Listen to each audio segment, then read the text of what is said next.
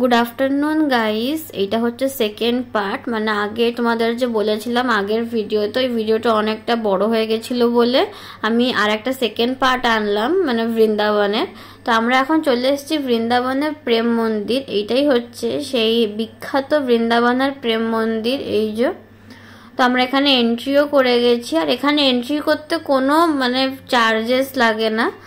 আর এখানে আমরা এখন এই যে ঘুরছি, পুরো মন্দিরটা খুবই সুন্দর। এই যে, আর আমি এখানে ফার্স্ট টাইম আসলাম। আমি এতদিন মানে এটা ফোনে দেখেছিলাম, আর আজকে একদম পুরো রিয়েল কাছ থেকে দেখছি, খুবই সুন্দর। আর মন্দিরটার ভিতরেও আমি তোমাদেরকে দেখাবো, কিন্তু ভিতরে কিছু কিছু পার্টস আমি তোমাদের দেখাতে পারবো না, কারণ কিছু কিছু পার্টসে ফটো তোলা ভিডিওগ্রাফি করা প্রহিবিটেড আছে, যার জন্য আমি সবগুলো দেখাতে পারবো না।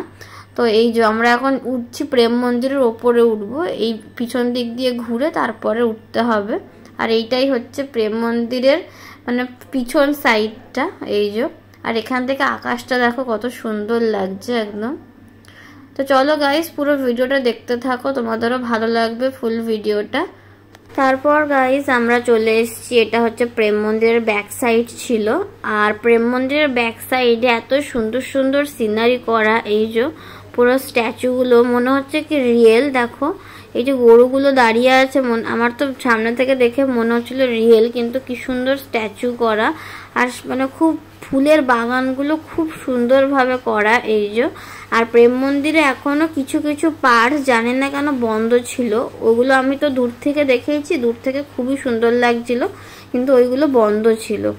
আর এখানে দেখো, এখানে একটা এরকম শিবলিঙ্গর মানে শিবলিঙ্গ রয়েছে, তার উপরে এরকম মানে নাগ দেবতা রয়েছে, খুবই সুন্দর লাগছিল দেখতে। আর এটা হচ্ছে একদম সাইডের পোর্শনটা।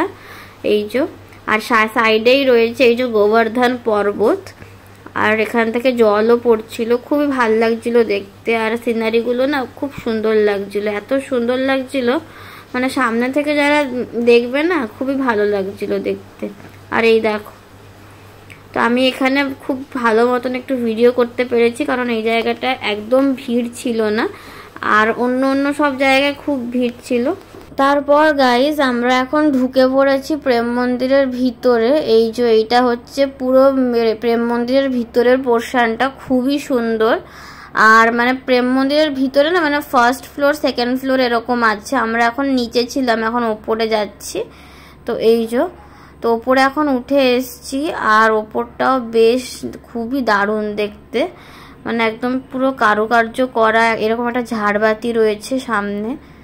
আর এই যে এটা হচ্ছে পুরো পোর্শনটা, মানে উপরের পোর্শনটা। এই যে সব কিছু একদম ডিটেলসে না, মানে এখানে ফটোতে দেওয়া আছে, লেখা আছে পর্যন্ত। কিন্তু এখানে একটাই জিনিস আমি দেখলাম, এখানে এরকম মানে ভিডিও করতে দিচ্ছে, কিন্তু কিছু কিছু জায়গায় ভিডিও করা বারণ, কিন্তু তাও ভিডিও করতে দিচ্ছে, কেউ কিছু বলছে না, যার জন্য আমি কিছুটা ভিডিও করতে পেরে। তারপর গাইজ আমরা এক্ষুনি প্রেম মন্দিরের ভিতর থেকে বেরিয়ে আসলাম, আর এখানে কিছুটা সময় কাটালাম, কারণ এখানে মানে তোমরা যে দেখতে পাচ্ছ আমার পিছনে এত লোকজন, এত ভিড়, কিন্তু এখানে এমন মনেই হচ্ছিল না যে এত লোকের এত হইচই, কিছুই মনে হচ্ছিল না, খুব মানে পিসফুল জায়গার মতন এখানে লাগছিল। তো আমরা এখানে কিছুটা সময় কাটালাম। এই যে, আর আমার পিছনেই তোমরা দেখতে পাচ্ছ গোবর্ধন পর্বত, যেটা তোমাদের আমি আগেই ভিডিওতে দেখিয়েছি। আর আমরা এক্ষুনি এখন এখান থেকে উঠে যাব, উঠে এখন বাইরের দিকে যাব, কারণ ওইদিকে আরো অনেক স্ট্যাচু আছে। এই যে, এইগুলো হলো বাইরের দিকে বেরোতে কিছুটা স্ট্যাচু, এগুলো আমি তোমাদের সাথে প্রথমে শেয়ার করতে পারিনি, এখন আমি তোমাদের সঙ্গে শেয়ার করছি। এই যে, তারপরে এখানে আরেকটা স্ট্যাচু দেখো, এটা হচ্ছে লাঠমার যে হোলি হয় বৃন্দাবন মথুরাতে, সেইটা কৃষ্ণের। এই যে এখানে খুব সুন্দর সুন্দর স্ট্যাচু আছে, এই একটা স্ট্যাচু, তারপর এদিকে এই একটা স্ট্যাচু, স্ট্যাচুগুলো খুবই সুন্দর। আর এখানে দেখো গাছের ইয়েতে লেখা জয় শ্রী রাধে।